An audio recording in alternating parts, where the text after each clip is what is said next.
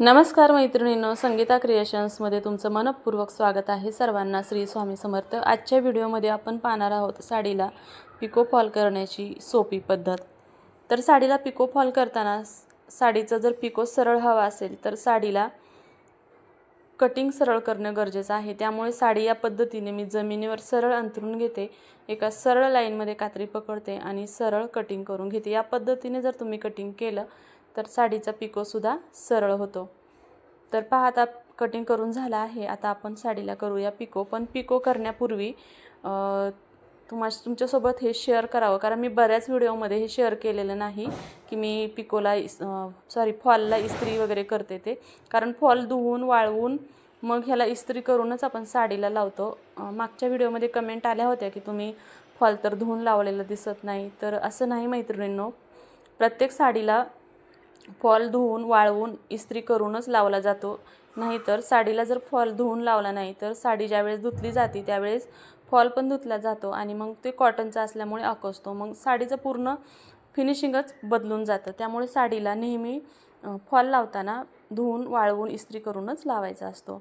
तर चला, तुमच्या हे शंकेचं निरसन झालं असेल तर आता पिको करताना पहा, इथे मी दोरा मॅचिंग होऊन घेतलाय आणि ही जी पिकोची मशीन आहे याच्या अगदी मधोमध साडीचा काठ ठेवायचा आहे आणि पिको करून घ्यायचा आहे।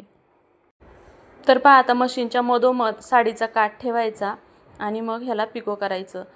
तर ह्याने काय होतं की पिको अगदी बारीक होतो। आता अजून एक टिप्स तुमच्यासोबत शेअर करते। तुम्हाला जर पिको अगदी बारीक पातळ दोरीसारखा हवा असेल ना, तर तुम्ही हा साडीचा जो काठ आहे हा अलगद पुढे खेचायचा, म्हणजे साडीला होणारा पिको अगदी बारीक होतो। तर आता वरच्या बाजूला थोडंसं ओपन होतं म्हणून वरच्या बाजूने सुद्धा मी इथं पिको करून घेतलेला आहे।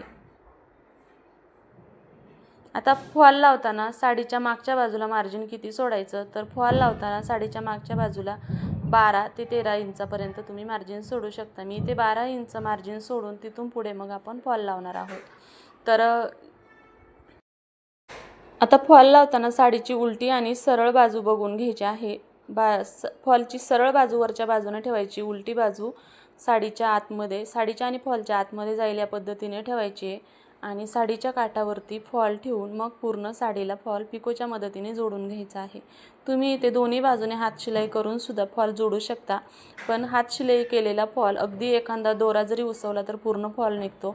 पण जर फॉलच्या किनारीला म्हणजे साडीच्या किनारीला जर फॉल पिकोच्या मदतीने लावला तर मात्र फॉल उसवत नाही। समजा वरचा जरी फॉल निसटला तर आपण परत घेऊ शकतो करून, म्हणजे फिनिशिंग चेंज होत नाही। पण जर दोन्ही बाजूने हात शिलाई असेल, एका बाजूने थरी उसवला तर पूर्ण फॉल निघून येतो। म्हणून साडीला नेहमी किनारीला पिकोच्या मदतीने फॉल अटॅच करून घ्या। आता इथे अजून एक प्रश्न बऱ्याच मैत्रिणींच्या कमेंट येतात की तुम्ही पिकोच्या मशीननेच फॉल लावता का?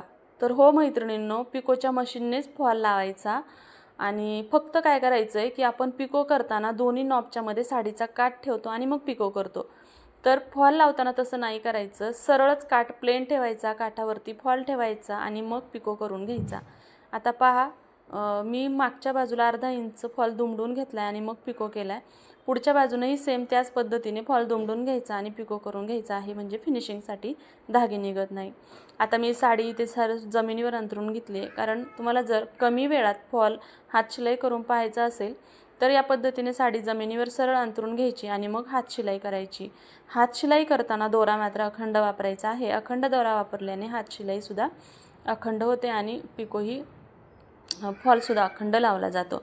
तर आता मी हे मार्जिन दिले वरच्या बाजूने 1/4 इंच आणि खालच्या बाजूने अगदी सुईच्या टोका एवढं मार्जिन घेऊन हात शिलाई करायची असते। जे मी चॉकने मार्किंग केलं आहे त्या मार्किंगवरतीच हात शिलाई करायचा आहे। तर पहा, अशा पद्धतीने जर तुम्ही हात शिलाई केली तर अगदी प्लेन हात शिलाई होते, नाही बाहेरच्या बाजूने दोरासुद्धा दिसून येत नाही, म्हणजे साडीच्या सरळच्या बाजूने। आणि सुरुवातीला दोरा तुटून द्यायचा नाही। सुरुवातीला जर दोरा तुटला तर म्हणजे गुंतून द्यायचा नाही, दोरा थोडासा पसरून ठेवायचा, म्हणजे अगदी कमी वेळेमध्ये हात शिलाई करून होते। तर पहा, आता या पद्धतीने आपण पूर्ण साडीला हात शिलाई करून घेणार आहोत। आता बॅक साईडला हात शिलाई करतानाही मी तुम्हाला दाखवते, म्हणजे हात शिलाई करताना इथे साडीला काय करायचं आहे हे मी शेवटी दाखवते।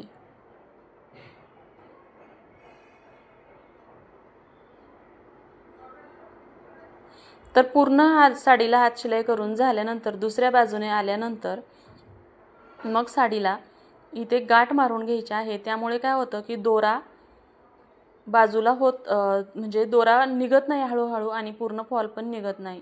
तर अशा पद्धतीने तुम्ही साडीला पिको फॉल करू शकता अगदी 5 मिनिटामध्ये.